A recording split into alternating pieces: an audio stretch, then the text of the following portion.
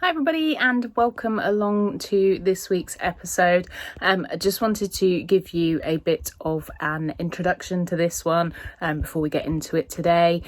This episode is the Insta Live that I did with the girls from I Think My Fridge is Haunted, which is an excellent podcast that you should definitely go and check out. This is very different from my normal types of episodes, and I just wanted to let you know that this one's a bit triggering and to put a bit of a trigger warning at the beginning here. We talk about a murder that happened very recently, and that's not usually what I would do for my podcast or for the channel in general, but I just feel like it was something that was a really important discussion that needed to be heard. And Esther, Gemma and I had a really good conversation, and I just felt like I needed to share it with everybody. So it is heavy, so if you're not in the right mind space for that currently, then maybe give this one a miss. And also I just wanted to say that any of the advertising money from this episode will be donated to White Ribbon, which is a charity that works with men and boys to educate them on violence against women and how to prevent that. So so if you hear any adverts, the money won't be going to me. It will be going straight to that charity. So if you feel like replaying or downloading the episode a couple of times, then obviously donations for that would be higher. I'll leave a link to the charity in the description for the episode as well if you want to donate. So without further ado, let's get into today's episode with Gemma and Esther from I Think My Fridge is Haunted.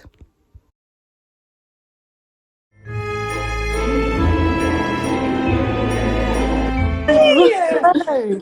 This is very exciting. How are you? I'm good, thank you. How are you? I'm good. Esther, this is Nikki. Nikki, this is Esther. Hello. Hi, nice to meet you. This is my first ever Insta Live, so this is very exciting. Is it? Well, with other people. I've done them on my own before. Oh, right. But yeah. Yeah. But never with. We usually do at least one every lockdown, don't we? Yeah, we do. Oh, so you all back in lockdown again? Oh, we've been in lockdown. I think Melbourne is the longest city in the world to have been in lockdown. Our city is kind of a mess right now. Regional Victoria, our state is Victoria. Regional Victoria is not in lockdown, but they've got heavy restrictions. But here in the city, we're I've been working at home for months now. It's just crazy. Haven't picked up a makeup brush in ages. But at the end of this month, we're going to be back. Yeah. Hey, Onyx. Hi. Yeah, it's one of those things where apparently COVID doesn't exist here anymore. So it's really? So it's fine for us to just all go out and mingle, and it's not a problem that 100 people are dying a day. That's fine. So Now, is that just like not a major issue? How is it like? Because you guys don't have states. No. So is that by your sort of the London area or what? No, so everything is just pretty much open now. So everything is back to normal. There's no lockdowns anymore. Pretty much all of the restrictions have been lifted, like any legal requirements for things like self-isolation and stuff. Pretty much all of those have gone. Yeah. So it's like they're pretending it's over and done with, because obviously our economy is massively tanking because of Brexit, so they need everybody to go out and work. So that's they need quite the happy to sacrifice everybody. Yeah. Are people still wearing masks out? Like, say if you go to not really. No, because it's not a legal requirement anymore. So as soon as people that was revoked, that was it. So yeah, so it's just not interesting to see how we're in the same pandemic, but it's like two different cities that are, behaving so differently. Yeah, entirely different, and it's mad because obviously I get the train to work, and the people aren't, even though it is a requirement on Transport for London to wear masks, people just aren't wearing them. Wow, that must It really sucks. It's disappointing. It's really disappointing. Yeah. Esther, how are you going, babe? Yeah, I'm okay. I'm quitting smoking, so I've got I read you're on like nicotine thing. It's a nicotine tampon. A tampon, and I'm heavily into so embroidery. Cute. It's all I'm doing. I'm doing like 8 hours a day of embroidery because I've got the shakes. I really need a cigarette. But no, nothing else, nothing much. Squid Game, I'm obsessed with it. I've watched it twice. I think we're gonna start watching that tonight. Dude, you need to get onto it. I love anything Korean, so I mean, Oh the my Koreans God. they know how to make a movie. They know how to make some spooky shit. But no. Is it actually kind of horror? Because I haven't delved into it yet. I've had a few people suggest it to me. It's thriller, drama. It's whack. It's incredible. I'm just oh mate, incredible. But yeah, definitely watch it. Hi everyone. Hi Stevie. Hi Megan. Hi Vander Thieves. Hi Murder at bedtime with Oh, Lyndon's here. Hi, Lyndon. All the people. Hello. So All right. let's get into it. The reason why we're here. Sorry guys, it's going to be a downer tonight. Yep. But it's a conversation that needs to be had. Yes, it does. And you know, the way that this came about was that I noticed, Nikki, that you were posting a lot about this case over the past, 2 weeks or a week and a half? Yeah, it's been 2 weeks to the day. Yeah. Right. Okay. Yep. So, I mean, I've got notes on the case. Unless you want to explain what happened. No, go right ahead. I'm very happy to, you do your thing and I'll chime in. All right. So, we're going to be discussing the Sabina Nessa murder. So, Sabina was 28 years old. She's a school teacher. Was it primary school? Yes. School, yeah. I think primary school teacher. So she left her home in Kidbrooke, South London on the evening of September 17 to make the 5-minute walk through a local park to a bar where she was due to meet a friend. Her body was found in the park the next afternoon. So, firstly, this happened near your house, right? Yeah, so it's around about, I would say probably about a 20-minute walk from my place, but I used to live on that street there. Right. Yeah, and so I know the area really well. And it is a quite an open area as well. So that park is it's not like, for example, you've got Greenwich Park, which is like the big park that's near here. And then you've got Cator Park, which is where she was killed. And that park is really open. It's a public space that was built basically to service the flats that are there. So it's a new development and they've put up about 8-9 big blocks of flats there. And it's just like a little nature park. So it's not, it's not somewhere you would think this would happen. Yeah. Open spaces. Away, that kind of thing. Is it kind of close to shops and a train station, that sort of thing? Yeah, so there's a big train station there, and where she was walking to, that's where sort of the square is, where you've got a little bar, there's like a little Sainsbury's there, like a gym. So it's just like a little kind of group of things. You know how they put these things together where you've just got like a little collection of things that would be useful for the people that live there. So just like a little local shop. That seems like a really open place, like anywhere that's near kind of like, a Sainsbury's local, it's like everyone needs to pop out for bread and milk and cigarettes. Sorry dude, sorry, I shouldn't have said that. Like every now and then, it's like Coles Express in Australia. Yeah. So it seems like, and especially with a lot of like high-rise buildings, like it seems that someone must have seen something. But let's go on with the story. According to The Guardian, and this was written on Sunday, the 26th of September, detectives hunting a man of interest in the Sabina Nessa murder inquiry believe that and I don't really understand this, a reflective red item the suspect was seen carrying on the night of her death may have been used in the attack. This was caught on CCTV. It showed the figure looking over his shoulder, putting up his hood and attempting to conceal this red item on the night of her death. So the Chief Inspector, Detective Chief Inspector Neil John from the Metropolitan Police's Special Crime Command said, people in the Kidbrooke area may recall seeing this man carrying this red reflective object, trying to conceal it. If so, please call the police. So it showed the footage, the CCTV footage captures the man walking outside of a block of flats in the Pegler Square. Yeah, Pegler Square. Yeah. Close to where the body of the primary school teacher was found. So far, 2 men have been arrested on suspicion of Nessa's killing, but have been released pending further investigations.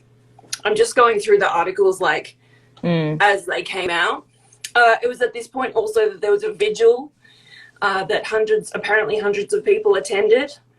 I only saw a couple of pictures. And yeah, that was on about a Friday 500 night. people. Yeah, about 500 people in total. So it was a week after she was murdered.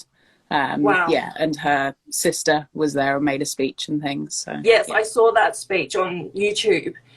And they also opened, they started a book of condolence for people to pay respects to her. Can I just butt in? Sure. So only 17 hours ago, they've actually charged a man with her murder. Yep. His name is Koci Selamaj. I think that's how it's pronounced. Yeah. And he used a long weapon to beat Sabina. So he has been charged, 36 years old, from Eastbourne. And So when they say this long disgusting. weapon, are we talking about a long weapon like a baseball bat or a cricket bat, or are we talking a long weapon like a machete? I think if it's reflective, they said it was, they have it, it looks like they haven't disclosed what the weapon was, but it could have been anything. If it's reflective, it could have been a baseball bat, something from a work site, I don't know. Yeah, I was thinking maybe something like a wrench or something like that, because some of those reflective stuff on them. They have those. Yeah, those and those are quite long as well. And I think they said it was about a 2 foot long weapon. Yeah, 2 feet. And that he did it brutally, like it was super vicious. They're still inconclusive about what her actual cause of death was, but they said it was very violent and there was a lot of trauma caused. Disgusting. Her head in particular, which is hideous. So this guy appeared in court with an Albanian interpreter. So I he did. presume that he's sort of relatively new to the UK, or perhaps he's on a working visa. I'm not really sure. Yeah, there hasn't really been any information about him. The only thing I know is from an article that I found, which was from Eastbourne, where he's from or where he's living, that said he's a delivery driver. And so whether he was in the area, you know, because it's the park itself, it is off the M25. So if he was driving to and from London, that's the main road that kind of surrounds London, basically. So you can pull off onto, you know, it just goes round it. So you've been to that park? Yeah. And it's not heavily, like there aren't a lot of trees, or you were saying it's almost like like an oval, like yeah. So it's really not, you know, there are patches obviously, because it is a park, but it's not massively covered over. You know, it's not like Central Park or anything like that where it's absolutely huge. It is quite a small park. It'll be interesting to see if he has past offences towards people, if he's so confident in attacking people in such a open landscape. Like that's crazy. That's crazy. Don't they always, though? They always have past offences. There's, you know, it's so rare. It is rare, but sometimes, like that guy in Melbourne who killed the beautiful comedian, I don't think he had any past offences. He was just diagnosed with autism, and it was just a one-off random, you know, rape and murder. Just crazy. So, it's disgusting. It's disgusting. To give you some background, Nikki, when was Eurydice killed? 3 years ago? About 3 years ago. So Melbourne is hit so often with women being raped and murdered. It is like a common occurrence, and it happens all the time. All the time. And it kind of hit the media.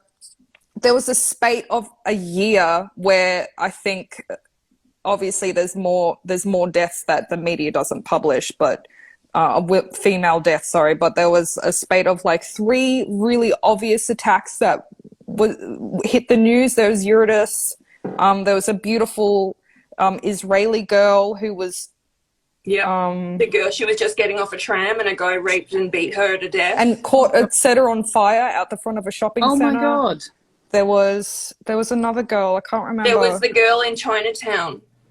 Yeah, there's footage. There's footage, and it just hit over and over again. And this is what we're talking about today, is how, I guess, the media reports violence against women, how people of color are reported opposed to white people, women. And Jem, you messaged me last week about Sabina, and I hadn't heard of her case. All we were being pumped with was, what's her name? The American Gabby Petito. Oh, Gabby Petito. Yeah. And it's amazing. I'm a member of a lot of like missing person pages on Facebook and stuff. And in Melbourne, we were being hit with share this missing person in Wyoming. Blonde, beautiful blonde white girl. A missing person in Wyoming. What are we doing? It's just We've amazing. got missing and murdered people in our own cities. Yeah. And what makes, look, and I've got my own theories about this. I think Gabby's case, there's a lot of drama around it.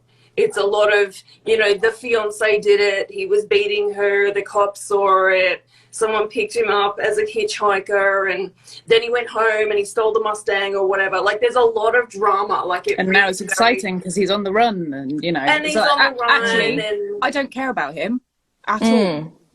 I care about Gabby. I don't care about him. Yeah, but, I don't think any of this should be glorified.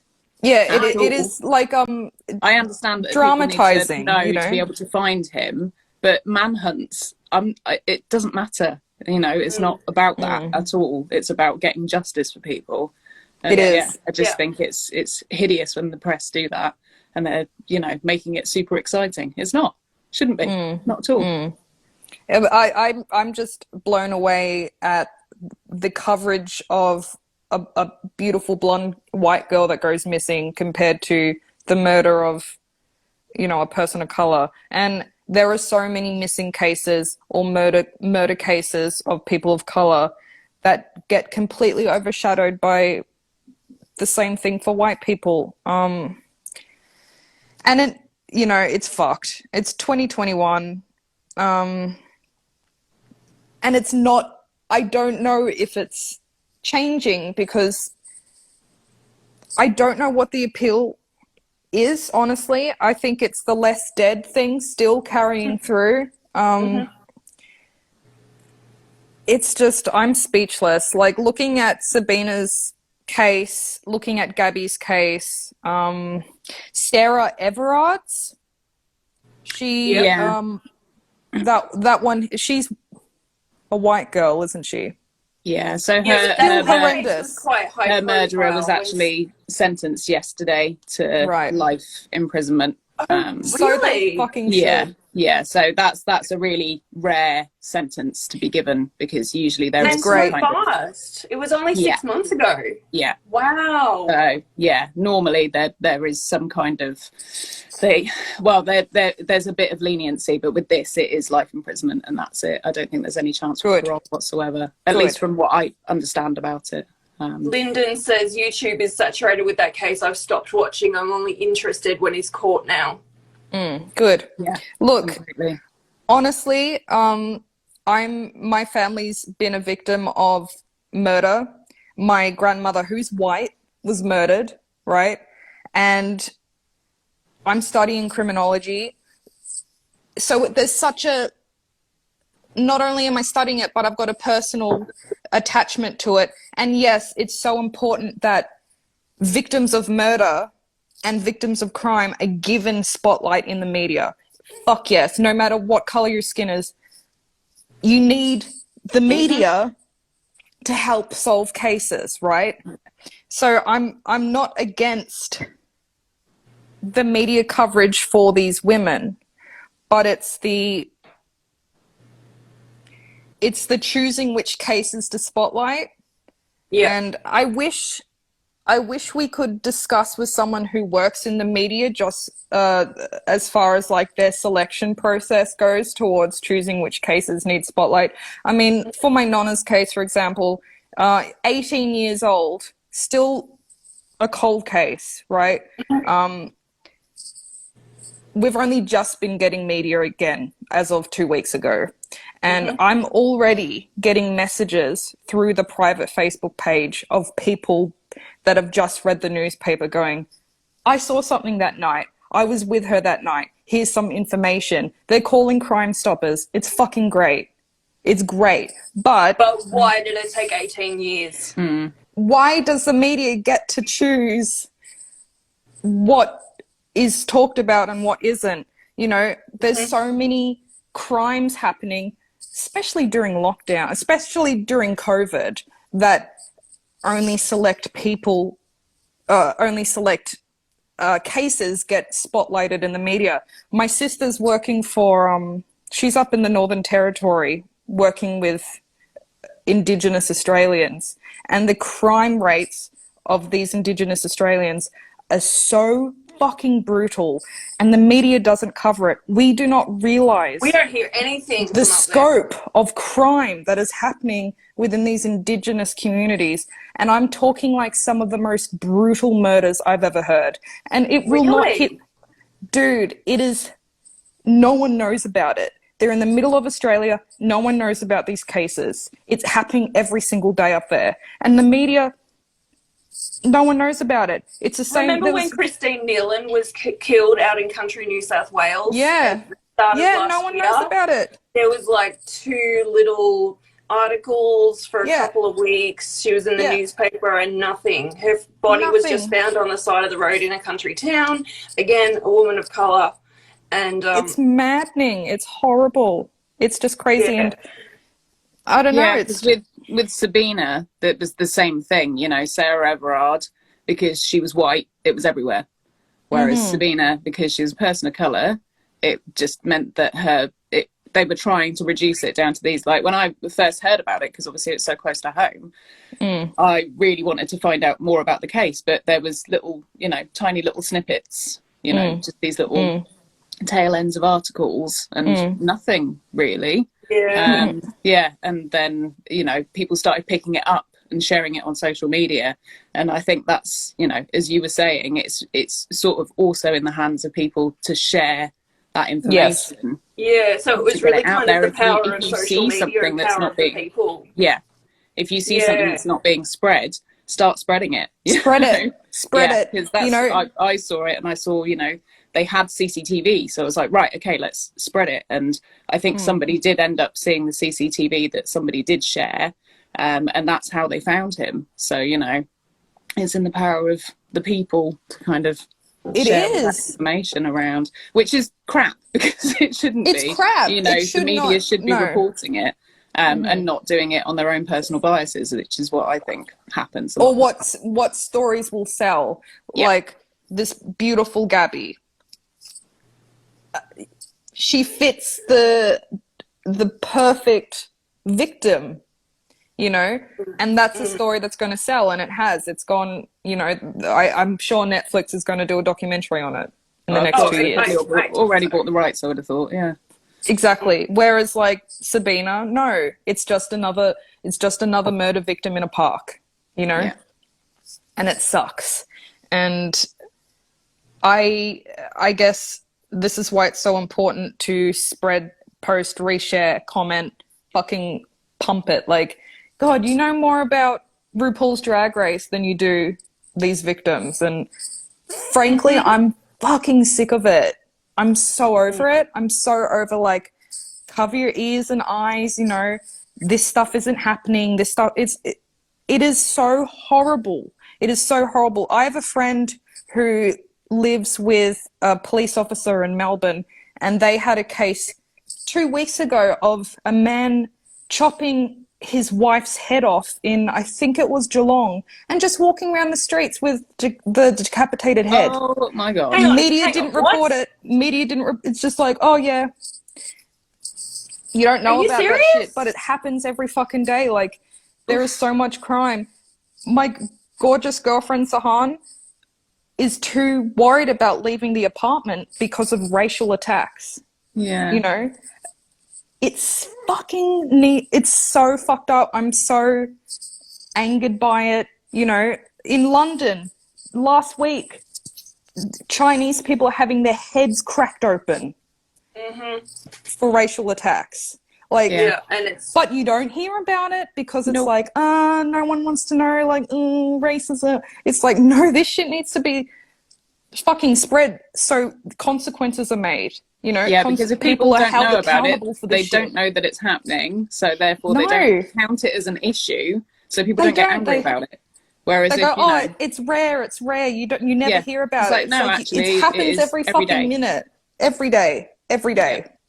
God. so, just, Nikki, if you wouldn't mind telling us, I don't know if you're cool to talk about this. Esther, are you okay? I wish I'm I could give you angry. a hug. I'm angry. That's why we're here, to do some venting. Yeah, that's what it's all about. Is catharsis, getting it out. Yeah, it's fucked. I'm sorry, it's fucked. Like, Bless you. Yeah, There's a lot going on right now. Yeah. Do you want to take it's a moment? fucked. Yeah, I'm okay. It's just shit.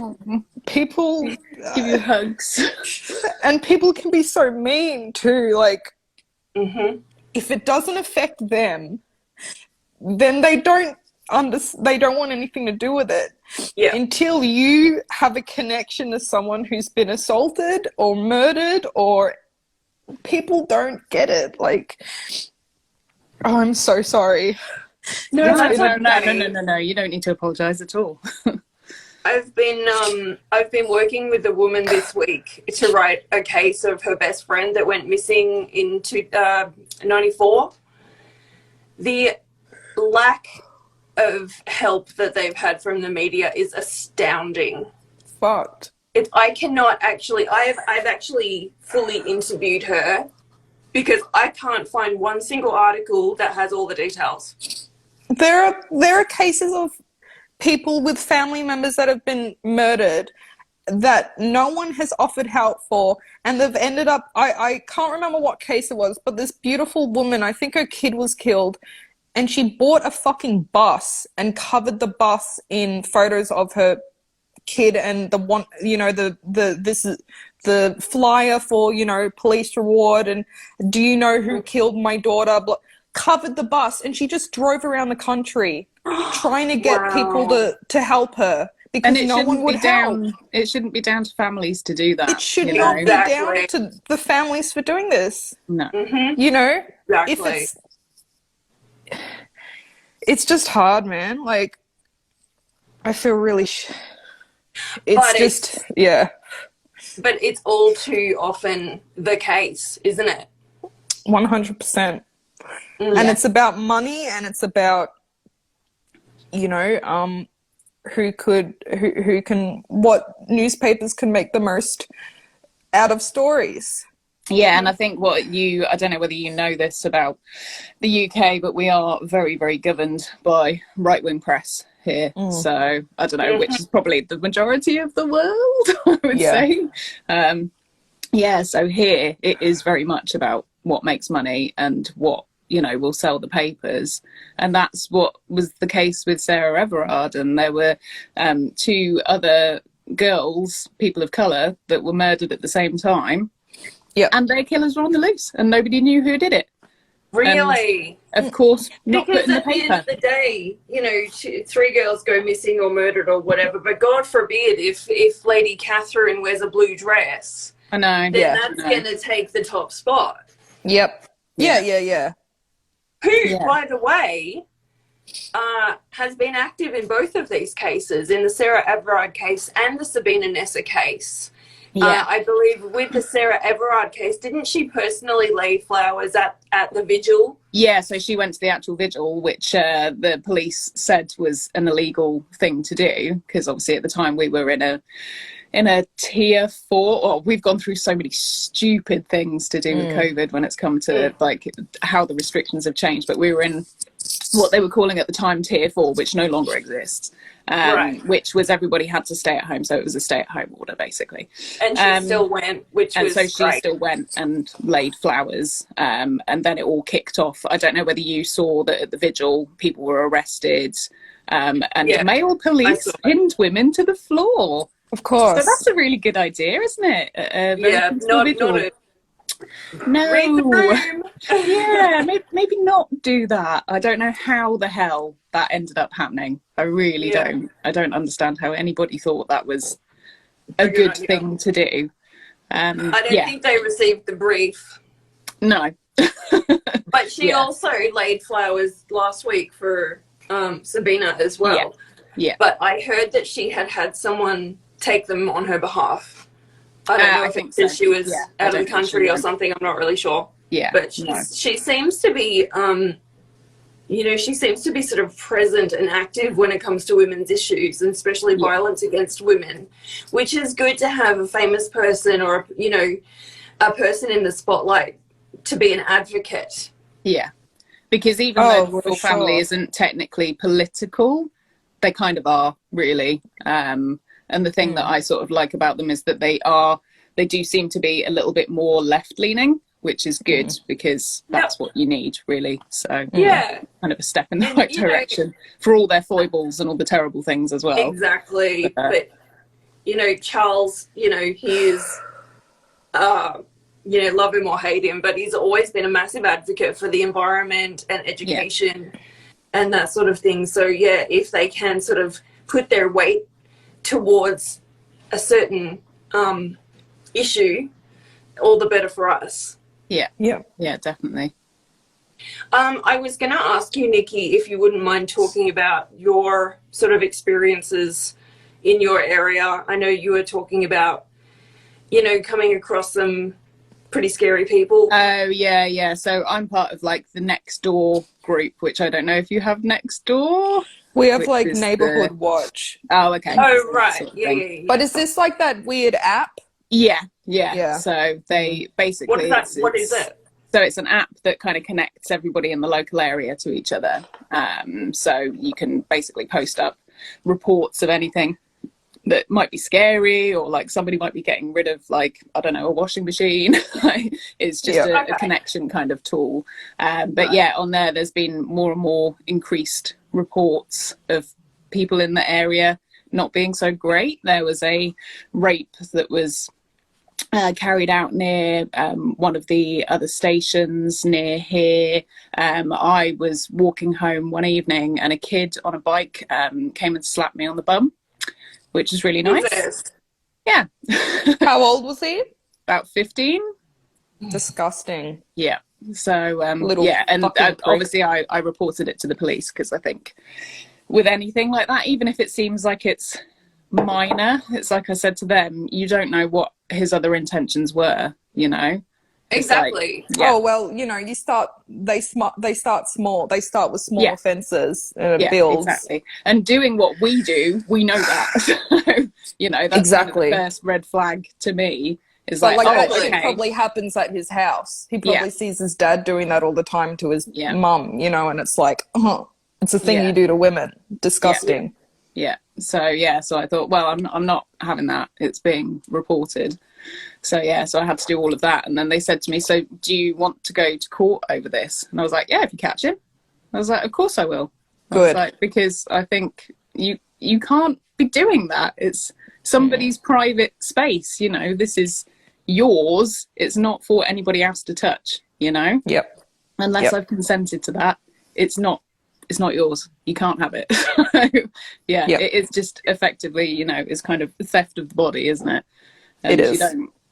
Yeah. So yeah, and also there's been a guy in the local parks as well, like stalking women, following them around. Seriously? Yeah. Right. Yeah. Yep. But yeah, so it's like, common, oh, man. okay. So now I'm getting to the point where I'm like, right, okay, so I'm not gonna come home from the train station unless I've got, you know, unless I can get instantly on a bus, or if I can get my partner to come and pick me up, you know. So it's like that freedom gets robbed from you a little bit, because you start to think, oh, well, what can happen when I go out? And I know it's rare, but also just men. So I suppose the local police have eyes on this guy, I would hope. I mean, don't if know. you know about it, I don't know. you would hope that. Well, law you think so, enforcement- wouldn't you? Have you seen this pervert? No, I haven't. No, Right. no, So but it's you've been just reported. heard it. Yeah. Okay, yeah. so it has been reported. Yeah, so it was a couple of girls in the next door group, and then somebody else was saying, oh yeah, that happened to me the other day. And so yeah, so I think a group of them now have reported whoever this is. Good.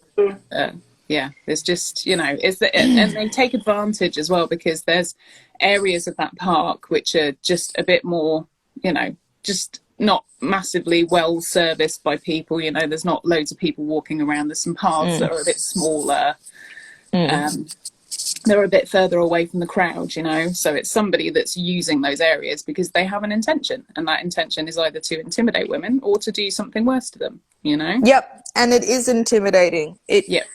It is intimidating. And a lot of the time, if you're assaulted in public, people actually don't speak up or stand up for you because they're intimidated. Yeah. Or they pretend that they don't see it. And Alicia, there's a post going around as of today, I think, of a man on the Mornington Peninsula. He was walking along the Esplanade, 40s to 50s white guy with a tattoo on his arm that sexually assaulted a woman pushing her pram, just going for a walk with a baby. And there's photos of him, and he's just casually walking along with his headphones in, like, you know, it's literally, no pun intended, a walk in the park, but it's... Unfortunately, the photo was quite blurry of his face, but still, like, he just looked like such an ordinary guy that you'll see at Woolworths, you know? Could be anyone. Oh, well, that's and the thing. It is anyone, it is. Yeah. Yeah. You know, That's people you trust, don't know. people you know. Yeah. Exactly. Criminals don't look like criminals. That's the thing, you know? That's it. It's like, Yeah. yeah. And there needs to be a push in educating children about how to treat other people. And I think, honestly, through COVID and lockdown, in the next 10 years, we're going to see a very different breed of people because, you know, kids having to be shut in all day for months that affects social skills. If you're in an abusive home, they're going to be learning from their abusive parents. There needs to be more educational opportunities for younger generations to know what's appropriate and what isn't. And that includes racism, and that includes violence against women. And it's all under a massive umbrella of all the things you shouldn't be doing. Yeah, and You know? I think now as well, if you're convicted of something that's a very small crime, you should have to go through an education program after that. You know, Well, they do offer that, but a lot of the time we don't have falls. That. That's it. See, you're convicted it's of it, crazy. and you chuck back out again. Yeah. Oh, really? Yeah. There's no money for that. No. So, Wow. you know, Yeah, there's it's money just for disgusting. things like refurbishing the Prime Minister's flat, obviously, but there's no money to re-educate people that have done offences, you know, of course. Wow. So, sorry to everyone that's watching that this is such a downer. Jem, could you write, I don't know how to do it, but could Yes. you write like a trigger warning in the comments and then somehow pin it just for new people that log in? Yeah, sure. I don't know how to do it on Instagram or anything. No, but when I save the video, I'll do a trigger warning. let's see if I can work it out now. on a different note, I won't say a lighter note because it's not a lighter note because this is, I think, my fridge is haunted / Macabre London. So no, we don't Yeah, do it's never light going to be notes here. mega cheery, is it? But did you hear about this serial killer in France that was identified after like 35 years through DNA? No, I don't know anything about that. So my husband sent it to me today. Do you want me to read you the article? It's quite interesting. Yeah. Yep. Let me just grab it. And you know, because it's French, I'm not sort of, you know, I don't know a lot about French serial killers, unfortunately. But this is from the BBC. Oh, and it was updated 30 minutes ago.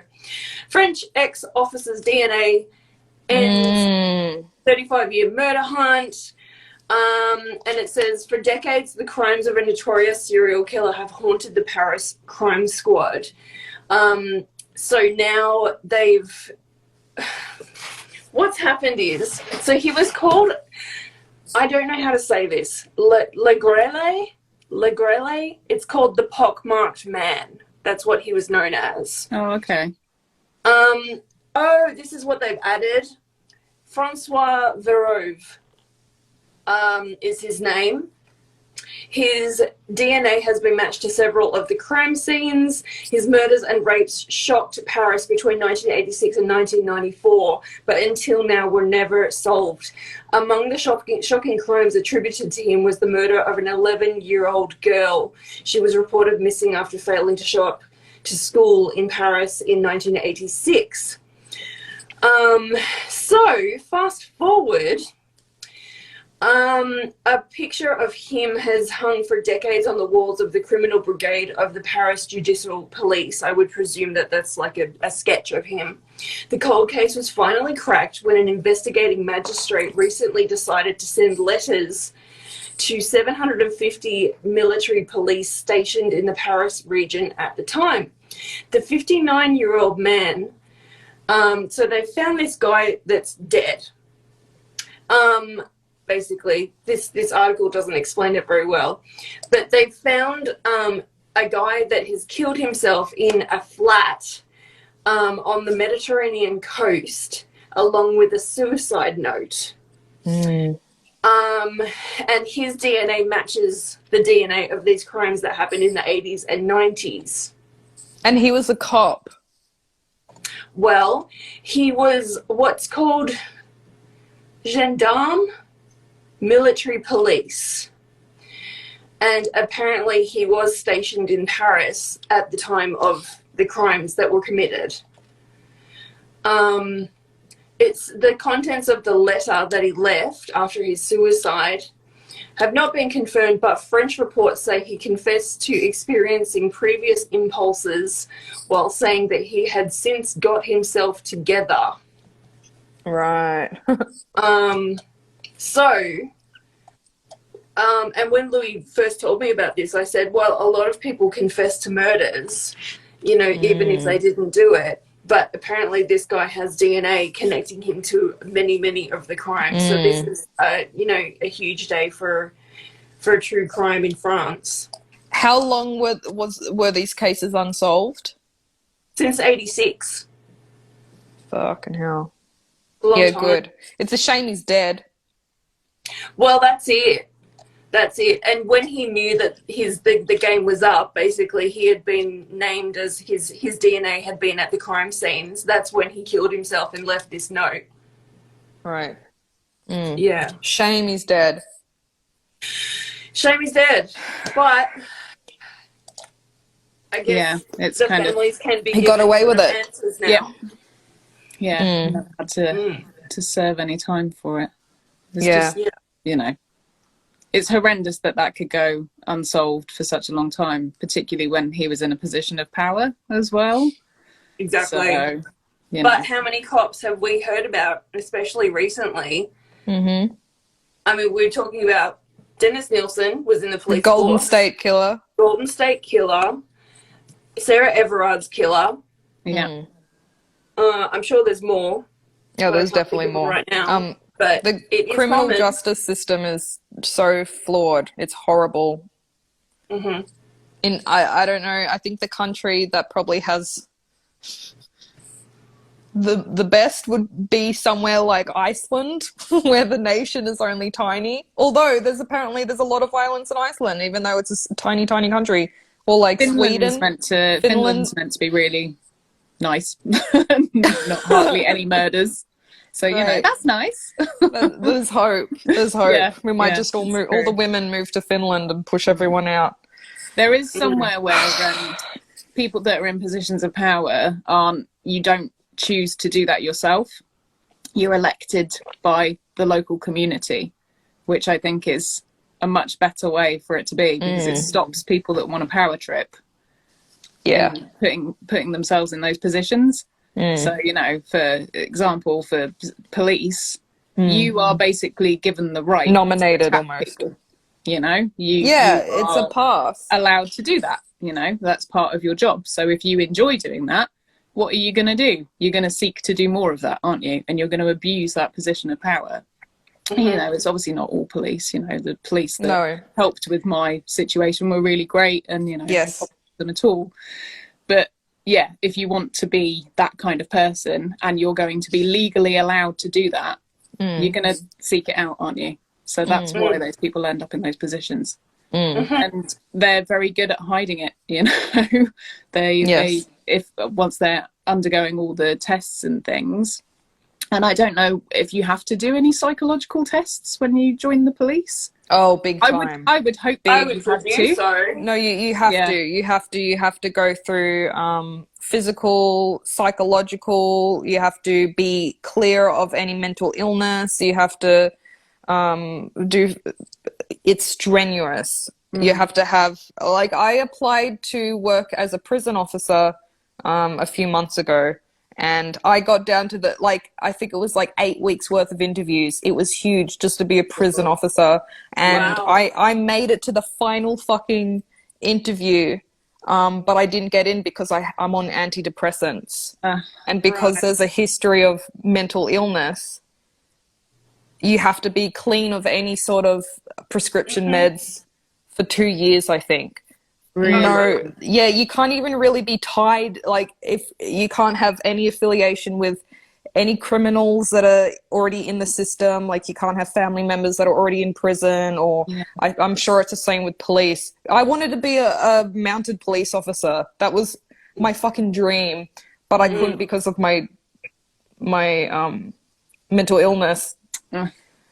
So it's, I don't know if it's like that in London, but it's definitely the case in Australia. And it the thing that you can be crazy without being diagnosed as crazy. You can be That's crazy. the thing. You don't let anyone know. You could be completely healthy on your medical history and still be the worst fucking police officer there and the most dangerous. Like, I find a lot of people that are actually on medication and have experienced trauma are more humble and have more sense than those that have fucking nothing. You know what I mean? It's like they can relate to people because they've been through shit, compared to like your someone who's been through nothing and they can't relate. There's a level of empathy that they can't relate to. So very interesting. Very interesting. I guess it's just kind of like, they need to know that if you're going to a crime scene where there's, say, a dead child, they want to know that you're not going to have to take the next 4 weeks off because you're so traumatized. They want to know that you're going to be back in the office the next day. But would you be slightly worried about somebody that isn't traumatized by that? Because I kind of feel like I would... there's not a normal human response to be okay with that kind of thing, is it? Yeah, but it's like how surgeons and doctors and those types of things, they can compartmentalize. They can say, this is my job. It's awful. And then, they can go into the car park and sort of scream a little bit. And then they can go back inside and go, right, who can I help next? I think that's it. But I also think there's like a fear of if you've already had a history of mental illness and you go into a scene that is highly triggering, you're not going to pull out your gun and fucking shoot your head off or shoot someone else. But then again, like, a lot of the cases of police officers who do really, you know, they make the wrong choices, their history of serving has been spotless.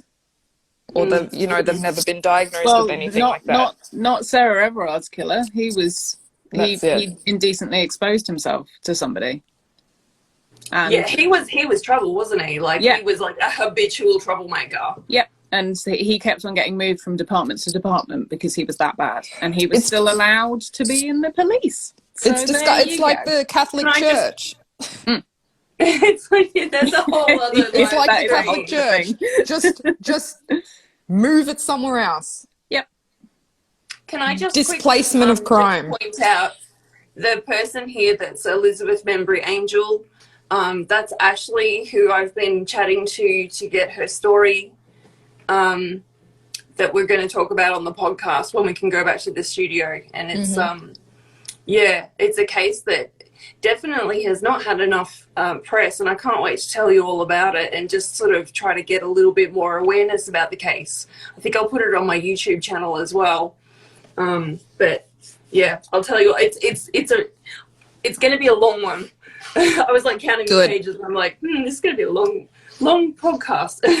No, that's good. We need, and as small as our little podcast is, we're also a platform for getting people's stories out. So exactly. And I find that the more that we do it, I mean, the list that I have of true crime cases is as long as my arm.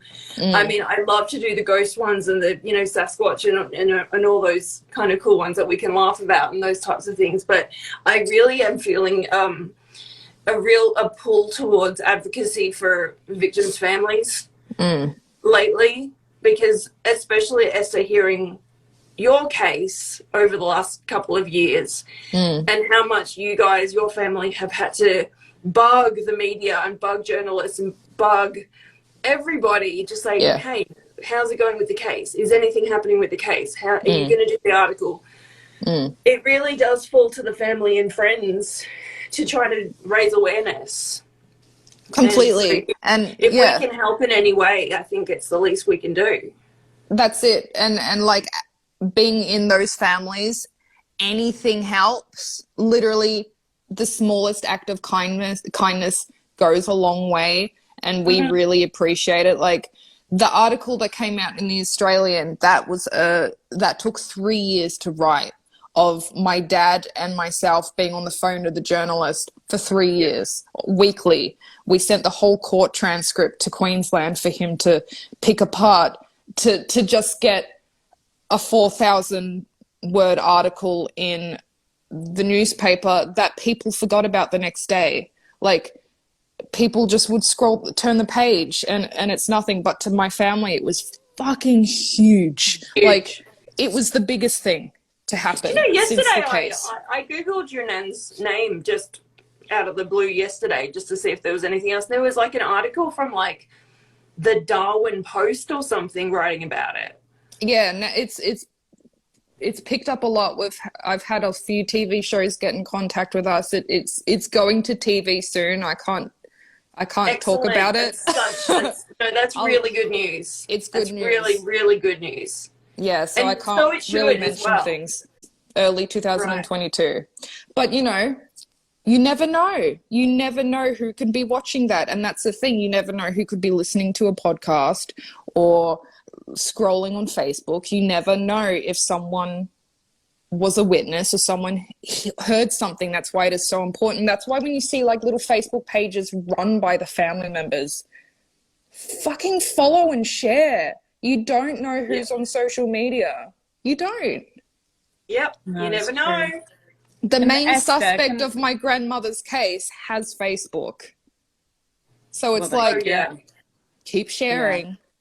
I was going to ask you, because with my show and what I do, I so rarely cover current cases because I sort of have a respect for the family, and I think it's if people are hearing things being dredged up over and over and over, it's opening that wound every time. Yeah. So I understand in your case, obviously, it's not solved, so it's a slightly different thing. But how do you feel about having like things retold on podcasts and, you know, in the media? And I think, like, you know, from the sounds of it, it sounds like you're really pro.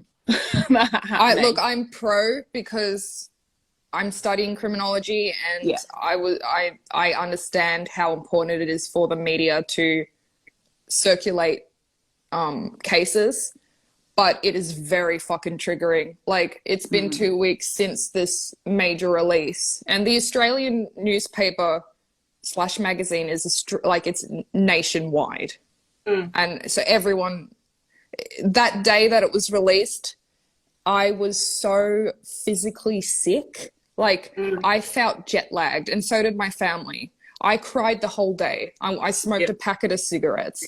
My family were fucked. I couldn't. I was on the phone to Gemma the next day crying because I'm like, I can't. You know. Yeah. It is hard, but saying that, it's also so important. It is so fucking important for strangers to talk about it. You know, I think the hardest thing out of it was seeing random people commenting horrible things on the posts. I got a lot of like real assholes commenting on the Instagram and, you know, oh, we're meant to solve crimes now that we're in lockdown. And it's like, have some respect. Yeah. But at the same time, it's getting out there. You know, I Googled my nonna's name a few months ago on YouTube. Sorry, I YouTube searched, and some chick I'd never heard of made a 20-minute video about the case. And she taught me stuff I didn't know. So it's like, do what you can. If you know any victims and their families and cases that have kind of gone, that they've been left unsolved or unspoken about. Yeah, they've gone cold. Bring it up. You know, that's why it's so important. There's the cold case hub that's opening up now with Vic Police, or Australian, like nationwide. These cold cases that are being reopened, and, you know, you can call Crime Stoppers and say, I know this, I know that. It helps. You can solve, not only can you solve a murder investigation, but you could fix a whole generation, multiple generations of family members who have been left in the dark. Yep. Yeah, because that's the thing that I've always been concerned about, is that, you know, I know true crime podcasts and YouTube shows get a bad rap for, you know, covering cases, but actually, if it's helpful, and I know there's been, you know, things like the Golden State Killer and stuff, they found him because people were invested in the case again. Yep. You know, through a crazy little DNA. That's okay. Through, you know, a DNA, find your heritage or whatever. Tiny little things that people think won't fly end up solving years long cold cases. Tiny little things. So you don't know if your neighbor is a murderer. You don't know if they're a rapist. And you don't know if you share this little post on a social media page, that could go towards solving a crime. It's so important. It is so important. Everyone knows, even at the smallest detail, you could have walked past the someone who's just killed someone and be like, yeah, I remember that guy. He had a scratch mark on his face. You know, a year down the track, you could be the fucking key to being like, a case being solved. You got to be I could go on and on and on. I'm sorry, guys. I'm super triggered with tonight's discussion. No. I haven't been dealing well. That's okay. Yeah. That's but it's super important to talk about this stuff. So I really appreciate. But I think, like, with a lot of podcasts, like, there are a lot of podcasts that do it for the entertainment value, you know, for the morbid factor and all that. And I think, you know, we could probably both admit that we both, you know, we read true crime, and we look at true crime because we do have a morbid curiosity. But at the same time, we've definitely developed a huge advocacy for victims families having crime in our own families, sort of knowing that it can be so frustrating. It's horrible. Either with unfair sentences handed out or not knowing what happened. Yep. Yeah. Yeah, it's fucked. We've got a minute. Got a minute. Nikki, tell us what's coming up with Morbid London. So my God. I said morbid because curiosity. It's because we were just talking about morbid stuff. That's fine. Macabre London. So as normal, episodes will be coming out every fortnight, and I basically try and balance it between something that's a bit spooky and scary, and then a bit of true crime, and then also a wider kind of story from around the world, because it is a bit of a bummer to consistently do that. I love the historical aspect of what you do. I love the one that you did. One of my favorite things about your podcast was when you did the tattoo tour. Oh yeah. Nikki has, this blows my mind, she has a sleeve dedicated to War of the Worlds, the 70s version. Fuck yeah. I love War of the Worlds. There it is. Like, you can't see hardly any of it there. I remember my dad had like the big like vinyl. So does mine. Like, oh really? Yeah. And the artwork in it is just nuts. It's like insane. the crows eating the blood, and it's insane. Yeah, that's what I have on my arm there. Yeah. You did an episode on War of the Worlds, and just the stuff that you find, like stories that you find, I'm like, I've never heard of this. Like, the female gangs of Victorian London, and that doctor from Chicago that was poisoning all those people, and then went over to London. Yeah. You find the craziest stories. Yeah, It's so awesome. I do kind of like, I try, and basically a lot of the stuff that I find is I literally go back through old newspapers from the time, and I just put in keywords and pull out different cases. Like one I found about this poor old lady who was murdered in a shop, that was like one of my most recent episodes, and her case was unsolved, and then I managed to track it back to another case that happened in the area, and a lot of it is just sitting down and trawling over these really ancient old newspapers and just pulling out these stories bit by bit, and kind of piecing them together. And I think that's the whole kind of main aim for the show, was to tell stories that had been forgotten from London. Some of them, like for example, I've never done Jack the Ripper because I think there's loads of It's overdone, And and I don't think it's kind of like with what we do. It's like Jeffrey Dahmer. Like, we haven't bothered doing Jeffrey Dahmer because everybody's done it. Everyone knows about it. There's I'm so sick of Jack the Ripper. Yeah, there's if I manage to find something new or a different slant on the story, but I think everybody has pored over those documents and things so many times. Exactly. That I don't think there's anything else to be gleaned from it now. But a little old lady that was murdered in a shop, and her story was never solved, and then managing to find another little old lady that was actually murdered not very far from there, and it looks like it was a similar kind of thing. And it's kind of drawing those stories together and telling them. But I seem to remember you've done one of our favorites as well, Spring Hill Jack. I love Spring Hill Jack. I love Spring Hill Jack. That was one of my earlier ones when my audio quality was not good. It's still a good story. We're all right now. It can't be that bad because I watched the whole thing. So well, that's all right then.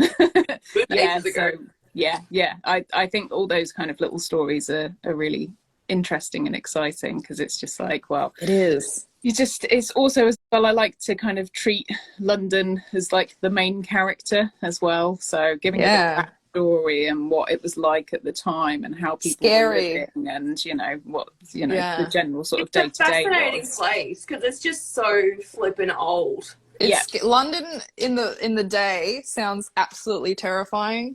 I would not like to be a woman in that era. No fucking way. Not at all.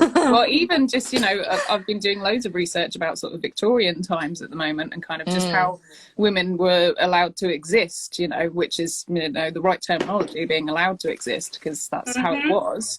And, you weren't allowed to open a bank account without a man for, you know, up Permission. until like the 1940s, I think it was. Wow. Yeah, so long time.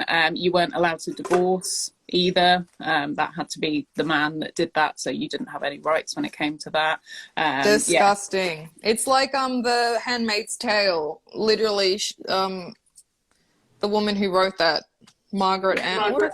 Yeah, Margaret Atwood. She cited things that had already happened in history. Like, yeah, she didn't it's already anything, happened. Yeah, she didn't use anything that wasn't already had been done in history. Yeah, which is terrifying. And it's looking like it's not something that could go away. It looks like something that could happen in the foreseeable future for women, as far as rights and laws.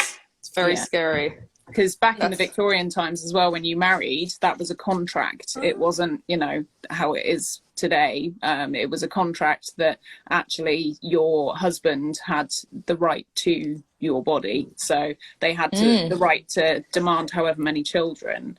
It wasn't about consent. You were told when you were going to have sex with people. You know, it was, they basically, if they wanted their friends to have sex with you, they were allowed to do that. You know, it was, but it's still happening. Yeah, it's still happening in different religions. You know, I saw some chick on TikTok post that she was part of a very, very religious arranged marriage, and she was still a virgin, and she went to the doctor saying that she was scared that it would hurt, you know, when she lost her virginity after she was legally married. And the doctor said, I can give you some numbing cream, but your best bet is for your husband just to rape you. So, you know, you'd get the pain would be faster removed, you know, like the fear of having sex. This is a religious doctor, mind you. Right now, 2021, you know, female castration, a circumcision, sorry, it's just, it doesn't fucking end, man. Like, I'm very, very, I have a lot of anger. You can probably tell. I watched some videos. They're really good. Watch the one about War of the Worlds. It's great. Yeah. So I've done, I did an episode that was all about the 1920s broadcast. The mass hysteria. Everyone's all like, oh, everyone thought it was real and everyone was freaking out, but it didn't kind of actually happen exactly like that, which I didn't, everybody thought it was a massive kind of mass panic and loads of people left, but actually it didn't really happen. And it was like an urban myth. Yeah, pretty really? much. I thought there was mass hysteria. No, so it was reported at the time, and when they actually checked the figures about who had listened to the broadcast, the amount of people that were saying that they had listened to it didn't tally up. So, it was actually the amount of radios that were tuned in was way under the reporting amount of, you know, people that said they'd fled on the evening. And they think what it was because it was published in the paper, and then people read that bit about the paper from the paper, and then decided to make up, oh yes, no, actually I was listening to it. Right. So it ended up becoming this big thing when actually it really wasn't a huge thing. And the media as well decided that because they basically really didn't like the radio, because the radio was a new medium, and so they wanted to basically quash the radio and to scare people away from being able to do that. And so they were saying, their heads would have exploded in 2021. I know. And so they said, oh look, the radio, they can trick you, so, you know, at least if it's in print, you're safe to a certain extent. We won't trick you. Whereas you know, the radio is sneaky, but it was very obviously a radio play as well. I can understand that if you tuned in towards the end, then you might have thought it was real. Look, honestly, the first time I listened to the radio, the actual original, I was maybe, I don't know, 10 or 11, and I thought it was legit. Yeah, fucking one of the best things I've ever done. Yeah, I would love for them to redo it these days and just see. No, actually, pretend I didn't say that, because people would end up like Yeah, protesting well, and I would shooting love, themselves. I would love to write a screenplay about it, you know, that night and all the subsequent stuff. So at some point, I'm sure I will do that. Yes, but did you watch the all recent War of the Worlds? The ABC one? So there's been 2 recent ones. Yeah, so there's the Fox one, isn't there? And then there's the BBC one. BBC. Yeah. Yeah, so I watched the BBC one. I watched the one that was set kind of in Edwardian times. I watched that one, but I haven't watched the one that's got. Is it Jonathan Pryce? No, Gabriel Byrne. The one that's set in, I think, Paris or something, isn't it? Yeah, that's the Fox one. Yeah. It's not that good. Yeah, I've not watched that one yet. I think that's on SBS on No, I've not watched or it. ABC. It's very more frustrating. It's more a modern slant and like. Yeah, it's a modern. Yeah. I would I like cringy. I do love the Tom Cruise one. It's I one of love my favorite movies. I love it. So good. The sounds when like, oh, I'm gonna watch that after this. It is good. I actually quite like it. It's the horns. Yeah, the horns. I love it. That's actually my text message tone on my phone. Get out! I love it. No way. I love it. Love it. Yeah, no, the Tom Cruise one that and Interview with the Vampire are the best things that man has ever done. Everything else is a little bit questionable. We went to actually go and see War of the Worlds, and they did like a Spielberg season at the BFI, and I didn't see it on the big screen when it first came out, but actually watching it back on the big screen, it was actually quite harrowing. And I hadn't realised how much of a harrowing film it was, where it's just watching it, you know, at home. I didn't kind of get that from it. But watching it on the big screen, I was like, oh God, this is actually It is a horrifying. disturbing movie. Yeah, it's scary as fuck. You know, when they're all boarding that boat and they're playing like, I know, that's what, literally, I was that It's a Wonderful World. Yeah. And you're like, this is disgusting. When the bodies all float down the, down the river. Oh, man. Yeah. Or the train on fire comes zooming through. When he's in the bathroom and he's like, what's that shit on me? And it's all like the people's ashes. Yeah. Oh, yeah. Those details really are great. Good. It is really good. It's great. I'm gonna watch it now. I feel like I want to watch it too. I love stuff when they think it's a storm and they're like, oh look, it's lightning. Oh yeah, the lightning. And there's like the bridge. The best. Yeah. The best. Yeah. I love it. No, you need to watch Squid Game. I'm sorry. Okay. You I have totally to watch will. it. No, I totally Both will. Both of you. I'm pushing I got both my parents to watch it. I'm telling everyone to watch it. Okay. Well, Needs to be done. I read it on the internet today that apparently it's one of Netflix's most popular shows that they've ever released. Mate, trust me. Just get through the first episode. You just have to do the first episode. It looks cool. I watched the ad for it. The design looks awesome. It's incredible. Yep, incredible. The Koreans know what they're doing. That's for sure. Yeah. Kingdom's one of my favorite shows. Just watch it. Just watch it. Anyway, guys, shall we wrap it up there? Yep. We've done over an hour.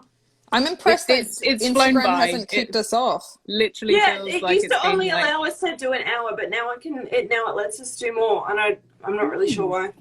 Technology. Wow. Yeah. Right. No, it felt like it's been like 2 seconds. I've had a lovely time. It did overtake Stranger Things. I'm pro Squid Game. Trust me. Okay, I'm gonna. You know, Sahan giving us your valuable Friday morning. Sahan no problem. laying in bed with Sahan the other morning, and she was sleep talking, saying Squid Game. You have to watch it. You have to watch it. You sleep. It'll be in your dreams. It'll be in your dreams.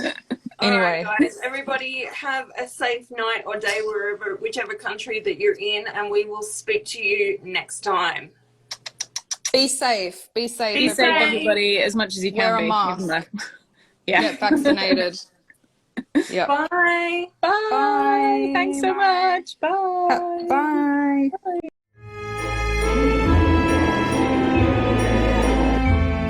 Thank you very much for joining us for that episode. I hope you enjoyed is probably the wrong word, but learnt something, or, you know, got some information out of it that you might not have known before. Obviously it's a really horrible case, and I hate that we even have to have these conversations. It's just absolutely heartbreaking. But unfortunately, that is the way of the world. I'm not going to hawk things like my Patreon or anything like that today. Instead, there'll just be a link for White Ribbon, which is the charity which all the advertising money from this episode will be going to. And also, if you want to give a donation to, then yeah, I'll leave the link for that there. Thank you for joining me for this not so fun but very important episode. And I'll be back next time with something a little bit cheerier, but I hope you appreciated that one. Yeah, as I said, just really important. Thanks so much for watching. I've been Nikki Jace, and I will see you ghouls next time.